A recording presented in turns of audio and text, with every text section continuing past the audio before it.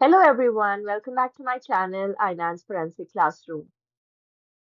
So in the last few videos, we have covered crime scene photography. We have talked about the camera settings, lightings, and different types of shots.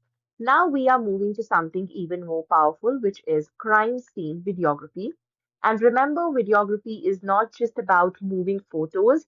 Videography captures your entire scene, the layout, the movement, and the overall story. Now imagine not being present at the crime scene, right? But watching a video of it. You can clearly see how the room looks, where the evidence is, and how the investigator moved through the crime scene. And that is the power of videography. So, in today's video, we will briefly cover the basics. We'll talk about objectives, types of recordings, techniques, audio, and some common mistakes. Now, let's start with crime scene videography. Let's understand what exactly crime scene videography is. So, crime scene videography is a systematic and continuous audio visual recording of a crime scene which is carried out in a planned and professional manner so that the recording can later be used as a valid evidence in the court of law. Now, when I say systematic and continuous, I mean that the recording is not random. It follows a proper sequence which usually starts from the exterior, then moving to the inside, and finally focusing on specific important areas, all in a logical flow without some unnecessary breaks. Also, it is audio visual recording. That means that it captures both video and sound. Now, the investigator can record verbal notes, descriptions, or even observations while filming, which becomes the part of the documentation. Now, to understand why this is important, let me give you a very simple example. Now, imagine there is a case where a murder has taken place inside a house. So there is a body in the bedroom, there is a broken glass near the window, and blood stains are on the floor. Now, if we rely only on photography, we will get individual images, one photograph of the body, one of the glass, one of the blood stains. But when we use videography, the approach is different. We start recording from the outside of the house, then move inside through the main entrance, continue through the living area, then we follow the bloodstains, and we finally reach the bedroom where the body is located. Now, what happens here is very important. The video does not just show individual pieces of evidence, it shows how all these elements are connected to each other. It provides the spatial context, which means that it helps to understand the position and relationships of different objects within the crime scene. Now, from such a recording, an investigator or even a court can understand how the incident may have occurred, something that still photography alone cannot convey. Now, that is why crime scene videography is considered a very powerful tool in crime scene documentation. Now, let's talk about the objectives. Why exactly do we make a crime scene video? First, it creates a permanent and unalterable visual record of the crime scene exactly as it was found, before anything is touched or moved or disturbed. Now, this becomes a reliable reference throughout the investigation. Second, it helps in showing the spatial relationships between the different pieces of evidences. It allows us to understand which item was where or how far and in what position. Third, it assists investigators who were not present at the crime scene. For example, a senior officer or a forensic expert sitting in an office can watch the crime scene video and understand the entire scene without physically visiting it.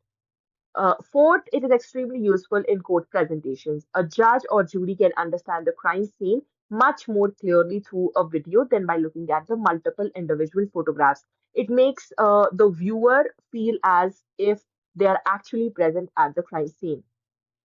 Fifth, it helps in protecting the integrity of the investigation. Now, once the video is recorded, properly documented, and sealed, it serves as a proof of original condition of the scene. Now, this prevents any false claims that the evidence was planted or altered or moved later. And sixth, it plays a crucial role in crime scene reconstruction, which is understanding what happened, in what sequence, and how the incident took place. The continuous recording allows the investigators to revisit the scene later and analyze the sequence of events accurately. We will study the reconstruction in more detail in the next video. Now, what are the different types of recording that are made at the crime scene? So there are four types of crime scene video recordings. The first is walkthrough recording. Now, this is the very first recording which is made at the scene. It is slow, wide, and continuous walkthrough, which starts from the entry point and covers the entire crime scene. There should be no zooming, no unnecessary stopping. It should be a clean, uninterrupted recording. Second is the systematic evidence recording. Now, after the walkthrough, the scene is recorded again, but this time it is recorded in a more structured manner. Each area and each item of the evidence is captured carefully, following a proper sequence. Then third is the contextual or perimeter recording. Now, this includes recording the area outside the main scene, such as the buildings, streets, or nearby surroundings, entry and exit routes, and landmarks. Then fourth is the supplementary recording, which is the additional recordings that are made later if required. For example, recording of the crime scene under conditions like night time or after rainfall or during reconstruction of the events. Now comes the most important part. How do you actually record a crime scene? Now, the technique follows the same basic principle as photography, but in videography, it is done as a continuous flow. Now, let's understand this step by step. The first step is your identification slate. Now, before recording anything, you start with a verbal introduction on camera. You clearly state your name, designation, case number, date, time, location, name of the investigating officer, and the weather and lighting conditions. Now, this is called as the identification slate, and it is mandatory because it establishes the authenticity and forms the base of the chain of custody. The second is the walkthrough recording. Now, you begin at the entry point, such as your main door or the main gate, and you move through the scene slowly. You cover the entire area in one continuous shot. Do not zoom, do not stop, and do not examine anything at this stage. This stage is just to capture the scene as the whole. Now you go back and you record each area again using wide shots. You show the complete room or location first before you focus on any specific details. Then we move on to the fourth step. You record the areas of interest in the more detail, such as bloodstains, broken objects, or disturbed furniture, which shows their position within the surroundings. Then you finally record the individual pieces of evidence in detail, like a weapon or a fingerprint. Always make sure that you use a scale or a ruler next to the evidence before recording so that the size is clearly visible.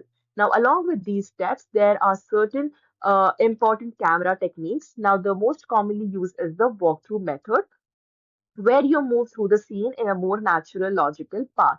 Then we have panning, slowly moving the camera from left to right, okay, in order to cover the wide area. Then we have tilting, okay, which is moving the camera up and down, for example, from the floor to the ceiling. And then we have zooming, which should be used very carefully because in most cases it is better to physically move close rather than overusing zoom, because zoom can distort details. And in some situations 360-degree recording may also be done in order to capture the complete environment. Now let's talk about the audio, and this is something many students and even investigators tend to underestimate. Now, in forensic videography, audio can be your most useful tool, but at the same time, it can become your biggest risk. Okay. Now, first, let's understand how audio helps. Now, while recording, the videographer can give a clear and professional narration of what is being observed. For example, the investigator might say, I am now recording the bedroom. There is a body lying on the floor near the bed. There's a blood stain which is approximately 2 feet in diameter near the left shoulder area. There is a wooden chair to the right which is overturned. Now, this kind of narration becomes part of your official record. It helps anyone watching the video later, including the investigator, expert, and the court, to clearly understand what is being exactly shown. Now, coming to the risk, this is very important. Anything that is spoken near the camera gets recorded.